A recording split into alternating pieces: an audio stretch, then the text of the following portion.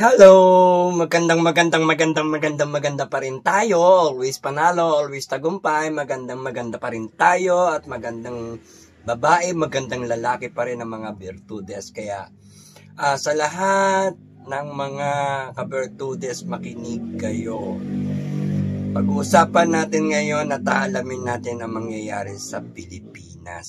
Dahil sa mga nakikita ko, nararamdaman ko, at nabivision ko. At mas maganda, makinig din kayo para hindi kayo rin manginig. Dahil, ewan ko ba kung bakit pinipilit ng mga taong maging tama ang mali at hindi nakikinig sa totoong tama, no? Kaya ang ending talaga niyan mali-mali na at sobrang pasaway, no? At marami naman na pwedeng mas tutukan, asikasuhin, pagpahalagahan yung mga importante at yung mga hinaharap at yung kasulukuyang paparating. So, tingnan natin ang magiging kalagayan ng Pilipinas. Kung ano nga ba ang mga magaganap. Dahil, sinabi ko naman sa inyo, paulit-ulit ako, sa mga vlog ko, na magsabay-sabay talaga ang gera. No? At maaari tayong madamay. Gera sa loob ng Pilipinas. Mismo galing sa Pilipinas, ang mga tao sa Pilipinas na nakakagera-gera o gulo-gulo. At ang gulo na mangyayari sa bawat bansa, sa iba't ibang bansa na kaguluhan. Tinabi ko na yan sa inyo. Kaya mabuti na lang may time ako ngayon para makapagbigay ako ng upload sa inyo. So tingnan natin ang magiging kalagayan ng Pilipinas. Kasi mas tutukan natin yung hinaharap o haharapin natin ngayon sa kaguluhan ng ating bansang Pilipinas. Ano na nga ba ang kalagayan ng ating inang bayan, ang Pilipinas? Tingnan natin mga ka-virtudes at ito na ang malalaman natin ng mga ilang kasagutan at base sa tarot card na ilalabas. Kaya sa lahat ng mga hindi nakikinig, makikita ko na lang kayong nanginginig dahil hindi kayo nakinig. Bahala kayo at pinipilit nyo yung mali kahit mali na nga, pinipilit nyo pang gawing tama.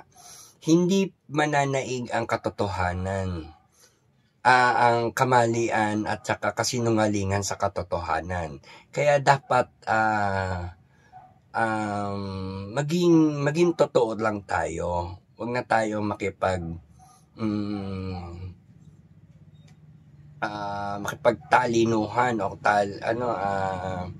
pagmagalingan kung wala rin lang naman tayong tunay na katunayan o katibayan. Kaya sa lahat ng mga naguguluhanan ng inyong pag-iisip, ito na, malalaman nyo ngayon ang ating tarot card sa bansang Pilipinas. Ano ang magiging kalagayan ng bansang Pilipinas ngayon? Tingnan natin ang tatlong nangingibabaw na enerhiya ng ating bansang Pilipinas. Yan, kuha tayo sa kaliwa, gitna, at kanan. So, ito yung tatlong enerhiya na maaaring mataas na enerhiya o nangingibabaw sa ating bansang Pilipinas. So, tingnan natin ang mga enerhiya.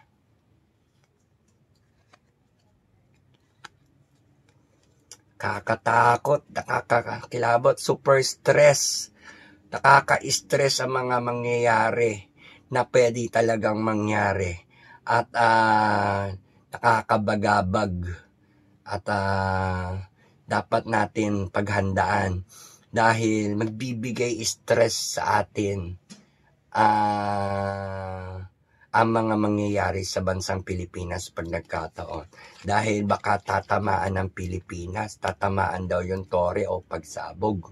Hindi ko masabi sa inyo ang ibig sabihin nitong hindi ko pinangungunahan pero ito yung sinasabi na naaaurahan natin sa bansang Pilipinas na maaaring sumabog ang o may mga pagsabog na magaganap sa bansang Pilipinas kapag nagkataon na hindi ito mapipigilan. Dahil dito pa lang stress na ang mga inosente, no? Inosente at saka mga naniniwala na pwedeng mangyari.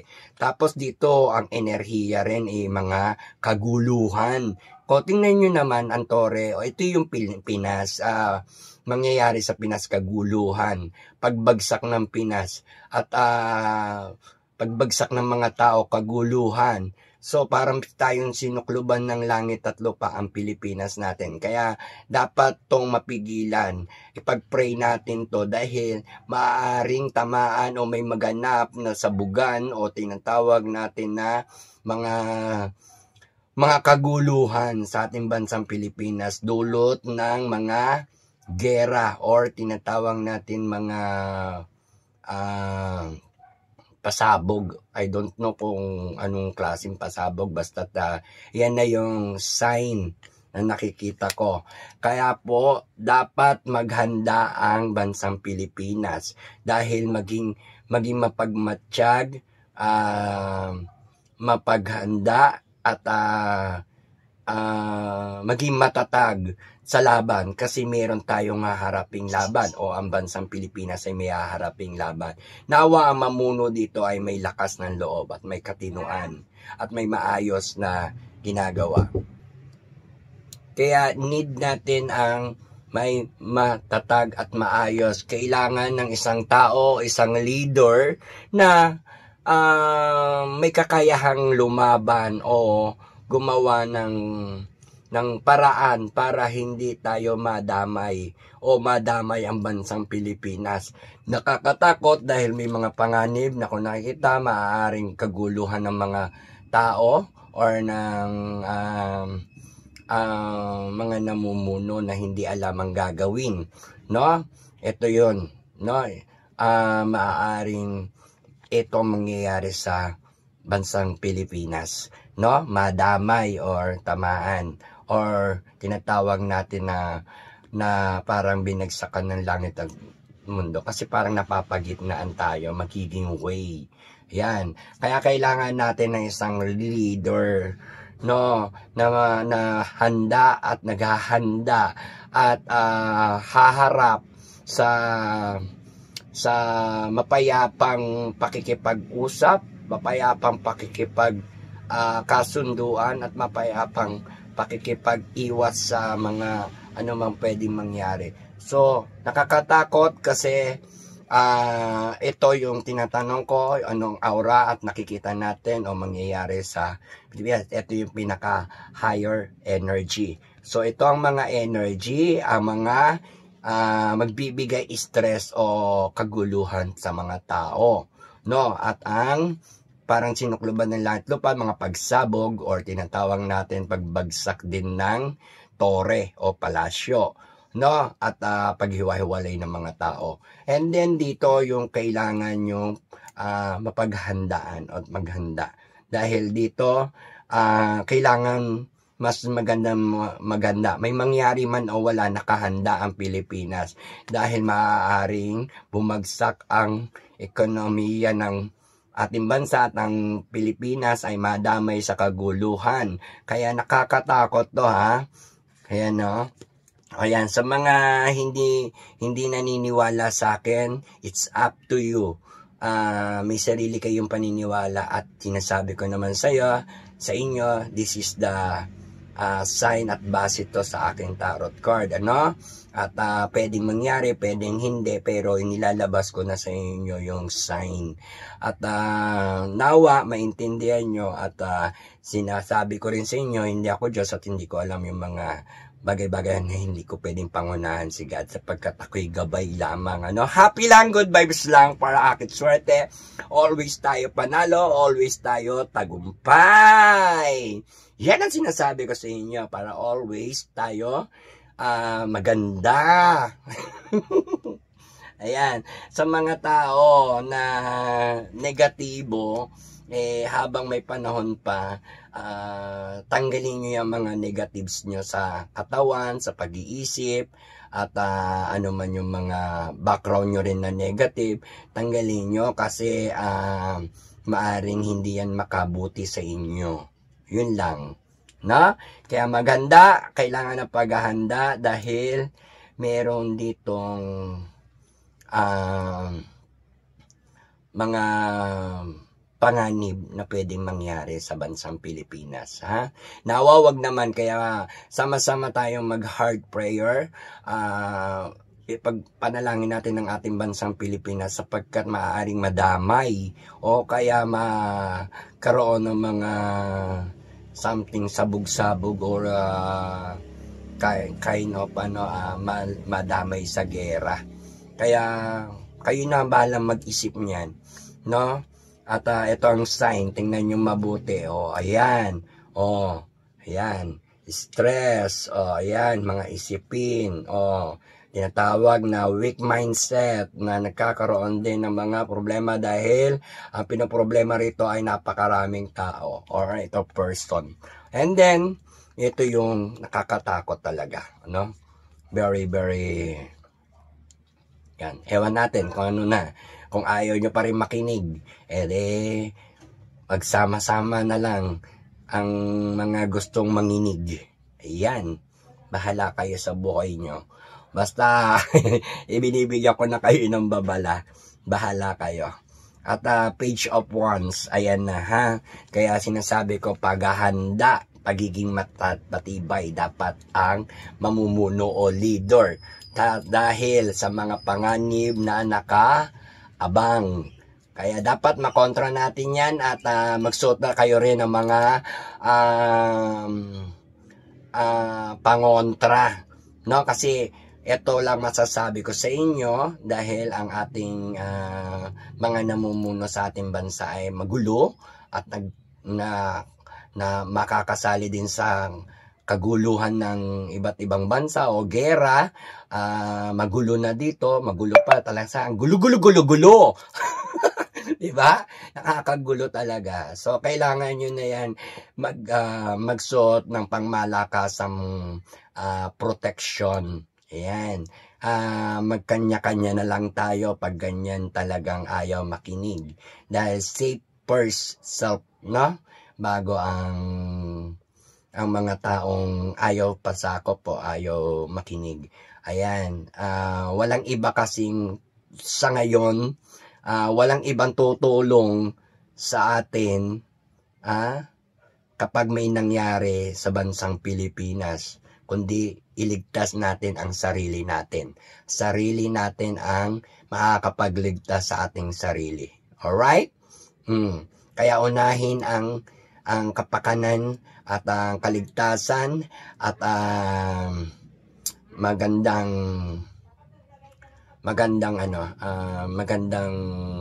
paghahanda, no? Kaya maghanda tayo. Kung ayaw nyo maghanda, ako na lang ang maghahanda. Bahala kayo. Okay, alright. This is the 7 cards. Tingnan natin ang mga maaaring mangyayari, at sa susunod pang mangyayari. So, pwedeng ito ay haharapin ng bansang Pilipinas. Alright? Okay. Kuha tayo ng 7 card. So, itong 7 card na to ay magbibigay sa inyo at kapulutan nyo ng sign. Base tayo sa tarot card, kaya ito ay bigyan, para mabigyan ko kayo ng idea. Ayan. Dahil kakakilabot ang pwedeng mangyari sa ating Pinas. No? Pinas lang na.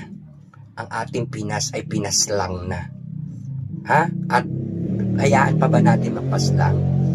Yung mga tao, ewan ko yung mga nang magulo na yan, nagkakagulo na yan. Magulo sa kapangyarihan, magulo sa pera, magulo sa kung ano, yan ang inatupag nyo. Bakit naman yan? Dapat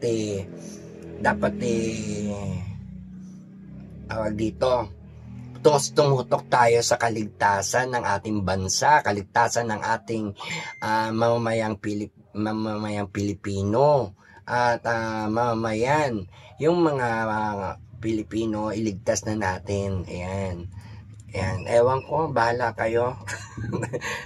Nakaka-stress nga daw kayo, pero kailangan ko pa rin magbigay sa inyo ng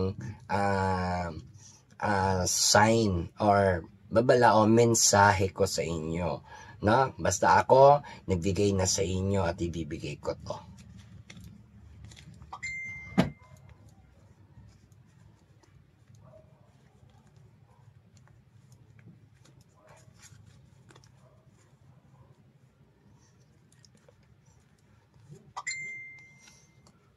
Yan.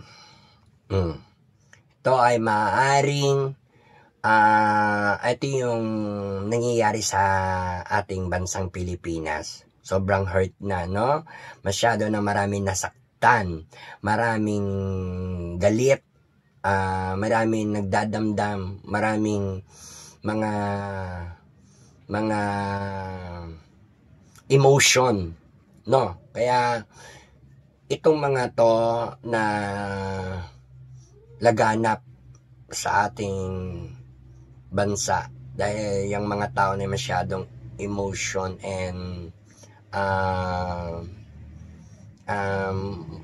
maraming mga kabiguan, no? Nakikita ko yung pilit nilang alam na nila sa sarili nilang bigo sila, pinipilit pa nilang hindi mabigo. Nakatadanan na sa inyo yung kabiguan, kaya hindi nga mababago. Alright. Ayan. Dahil sa kawalan ng pera ng Pinas or ng pagbabalanse sa financial or kaban ng bayan, marami ang pupunta ng ibang bansa. Marami magpa-fly, no? Lalo na ngayon na maraming pupunta sa kung saan. Ibig sabihin ng mga tao, magliliparan. Hindi lang yan yung lilipad sa ibang bansa. Magliliparan. Ibig sabihin, hindi ko alam, baka pagsabog lilipad na yung mga tao. Kaya, tawag dito, ayan, happy lang tayo. Ayoko kasi may stress dyan sa o kaya naman magliliparan, ibig sabihin magpupunta sa kung saan saang lugar. Ayan, mapupunta sa kung saan saang lugar.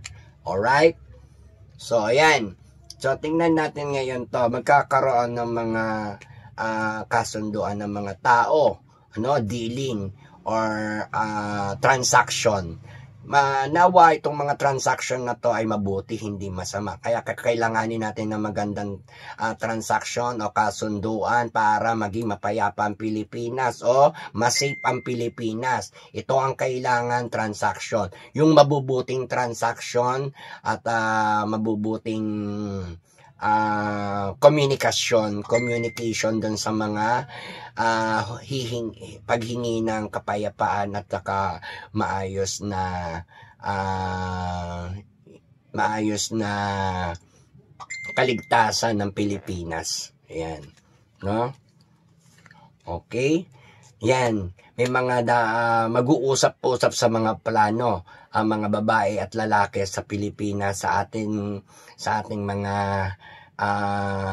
nasa Kongreso or nasa palasyo. Lahat sila na nakaupo sa ating gobyerno ay magkakaroon ng mga bawat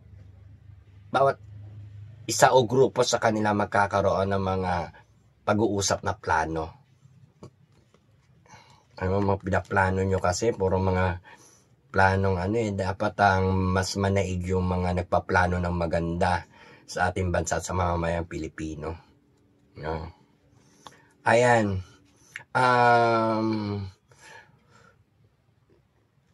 Kalma lang, stay put lang tayo at makiramdam dahil may pag-asa pa na maagapan natin ang ating kaligtasan sa mga gera-gera. Kaya ang karera natin ay gumigitna. Kaya kailangan natin ng heart prayer kasi maraming inosente ang madadamay at maraming mga taliwas ang isipan ngayon na magaganap dahil din sa astrology ng snake or tinatawag natin sa ng year of the snake. Talagang sinabi ko naman na magpapalit ng balat, kulay, tapang at kahinaan, sagupaan at matira matibay. Yan, no? Kakaloka. Siyempre maraming mga mag-propose. Ang daming mga mag-aano ngayon dyan sa ating bansang Pilipinas. Maraming mga magpo-propose o tinatawag natin na hihingi ng pabor. Ayan, hihingi ng pabor or kind of proposal, no? Kasi for partnership, umaring ganyan grupo-grupo, baka tayo masama sa mga grupo ng mga mandirigma at saka grupo ng mga may hinang nilalang. Kaya mag-ingat tayo. Ayan, ang bansang Pilipinas walang iniisip ang mga tao sa bansang Pilipinas kundi pera. Kaya puro pera lang. Ayan. Kakaloka sa ulo. Ayan ha.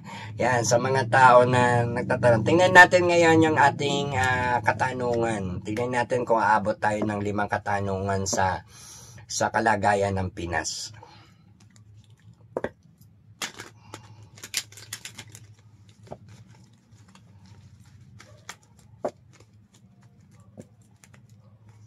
Happy lang, good vibes lang mga kabertudes. Shout out sa lahat ng mga client ko sa iba't ibang bansa. Mag-ingat po kayo lahat mga kabertudes, saan man kayo panig ng mundo at saan man kayo naroroon. Mag-ingat po kayo, lalo na yung mga nasa kalagayan ng mga gera dyan sa ibang bansa. Mag-ingat po kayo. Then I pray for you and I have a bless you all, no? At naway maligtas kayo sa anumang kalagayan nyo dyan, sapagkat walang makakapagligtas dyan sa inyo sa kasalukuyan ngayon na wala pang mga action, actionan nyo na yung sarili nyo at iligtas kasi first na safe nyo yung sarili nyo dyan sa kaguluhan dyan sa katayuan nyo sa iba't ibang bansa sa mga gera-gera na yan, ano? Manalangin tayo na ma-safe ng Pilipinas sa mga or wag madamay sa ibang bansa. Maaari naman na tayo ay hindi ko lubos na maisip na if ever na mangyari yan na for the first time naging tao ako, ngayon lang ako makakakita ng ma-involve ang Pilipinas sa mga pangyayaring ganyan. In actually, totally impact. No? Ayan.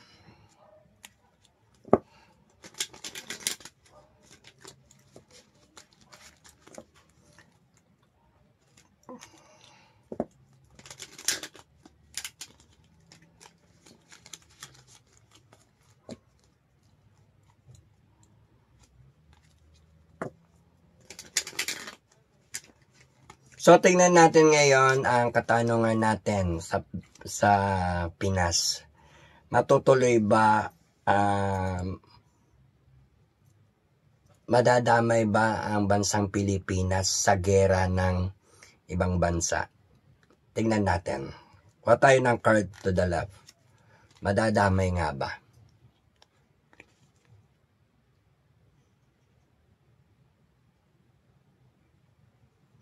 Ayan po ha. 50-50 pero may aura ng labanan. No, may aura ng labanan na pagtapos or kaya yung tinatawag natin na maaaring magpasya o pagpapasya kung saan tayo masisafe, no? At maliligtas, ano? Kung tinatanong natin kung matutuloy ba, no? Ayan, 50-50, kaya prayer pa rin tayo na maaaring matuloy, maaaring hindi. Pero dito sinasabi kasi dito, number 5, maaaring ito ay down or up, depende, nakadepende yan sa mga namumuno sa labanan. Kaya ito sinasabi, namumuno sa labanan, ano? At actually, maaaring masangkot ang Pilipinas sa gera at maaaring mapaaway din ang mga tao at matatapos din ang laban. May ganung factor na matatapos din ang laban, ano? Na hindi na tayo madamay, no? At nawa tapos ng laban nila, hindi tayo madamay yon. Tapos may aura kasi rito na kapag parang may nasa gitna or nasa end na tayo, mag-ground o kaya mag-ground doon, ano? Kaya dito, nawa tapos na sila maglaban or mag-away, kaguluhan nila at hindi madamay ang Pilipinas.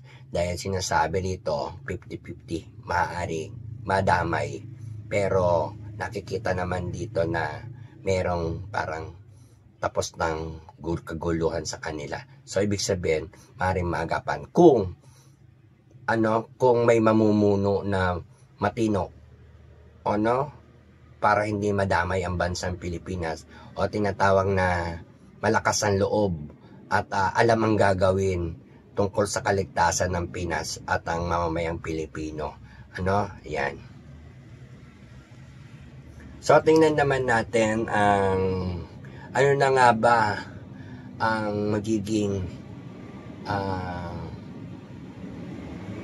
takbo ng buhay sa Pilipinas. Okay, ito kasi pagtatarot card natin na about to sa Pilipinas. Ano na nga ba magiging takbo ng Pilipinas ngayon? Ayan. Pagsisimula, pagkanya-kanya o pagsusulo. Ayan ang takbo ng Pilipinas. At merong mga pagsisimula muli. Ibig sabihin, yung mga nawala, nasira, or na wash out, kailangan mapalitan o kailangan masimulan na muli. So, ang takbo ng Pilipinas is in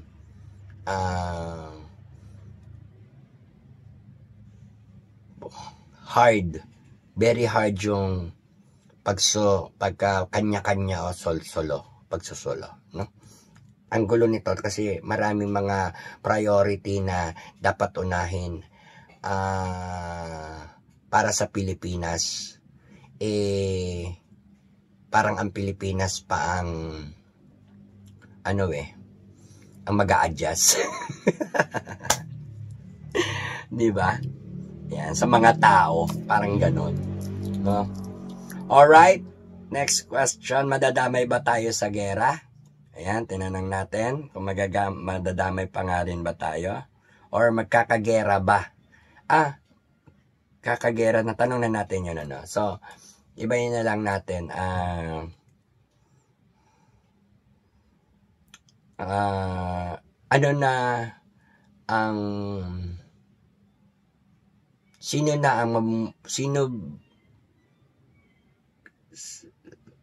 ano na ang mangyayari sa bansang Pilipinas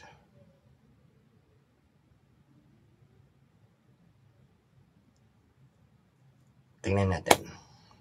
Ano na nga ba mangyayari sa bansang Pilipinas? Yan. Sacrifice, no?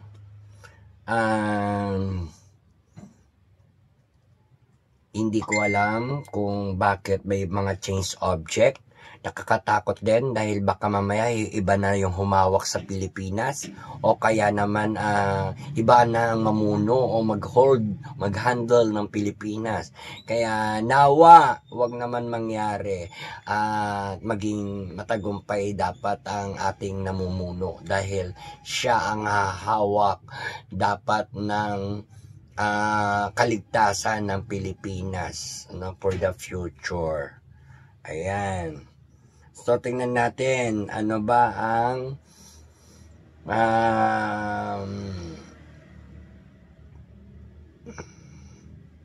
mangyayari sa Pilipinas kapag natuloy ang gera. Ayan, tingnan na natin. Nadamay tayo. Ayan.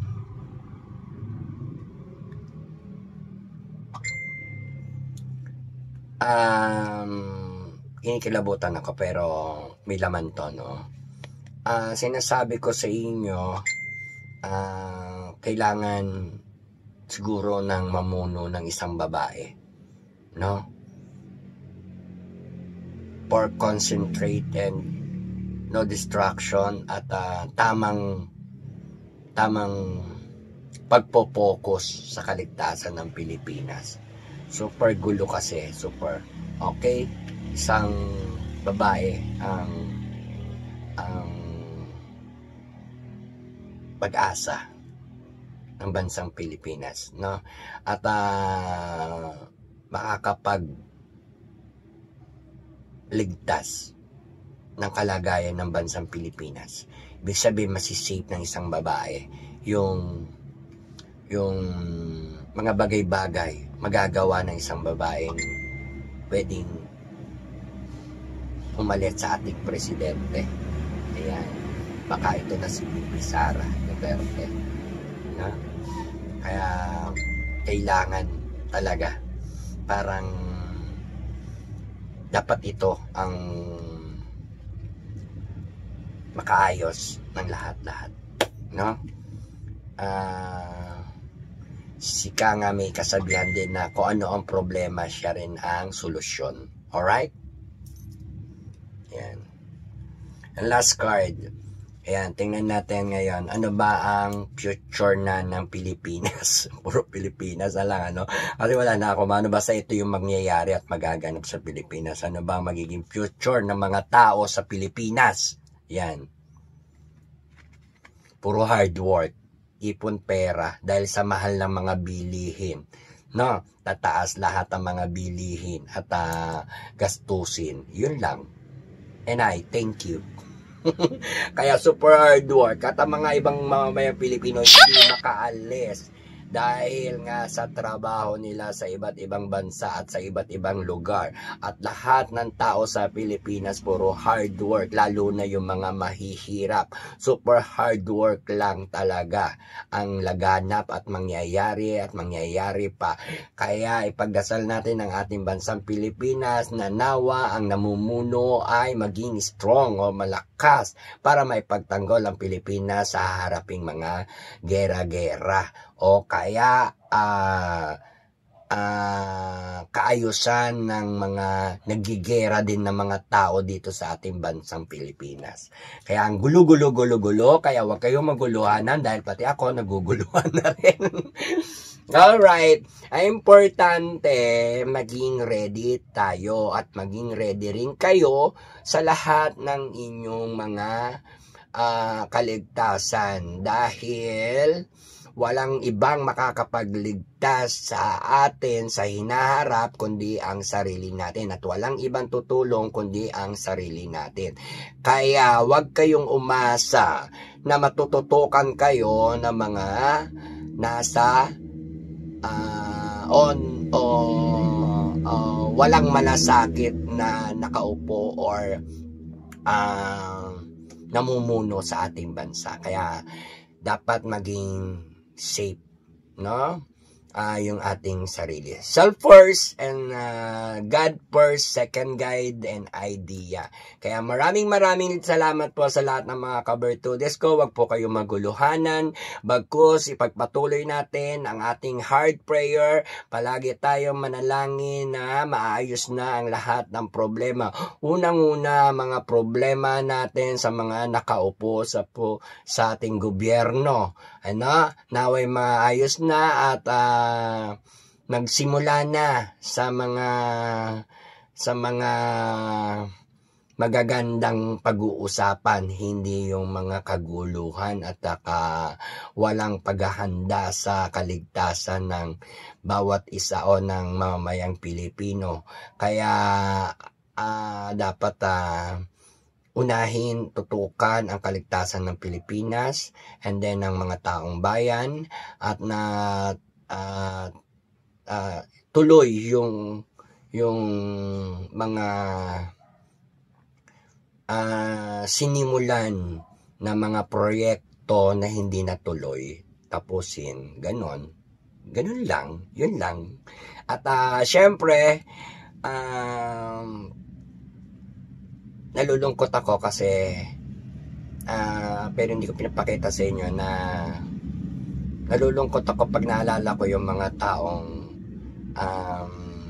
hindi nakikinig dahil sa bandang huli makikita na lang natin na sila yung nanginginig, no? Kaya marami ngayon nanginginig. Speaking of nanginginig, dahil you're up the snake, ayan, ihalin tulad natin ang mga tao sa mindset ng mga ahas dahil marami ngayon talaga na magpapalit na ng kulay or pananamit at mindset at susuot sa butas ng karayom, gagawin ng lahat, and then meron danger or caution ng labanan at matira matibay. Yun lang. Kaya maraming salamat po sa inyong lahat and share nyo yung video na to. Syempre kung hindi ka pa nakasubscribe, mag-subscribe ka na rin para lagi kayong update sa aking channel, sa aking bagong upload. Pindutin nyo yung bell and all para happy lang tayo and good vibes lang. Madam Bertudes, ang inyong gabay ng tagumpay. Alright? Okay, thank you very much for watching. Share my videos. At gagawa pa ako ng video. Thank you. Update natin si PRD. Diba? Gusto niyo yun? Gusto mo yun? Gusto ko rin yun. Sige na, bye-bye!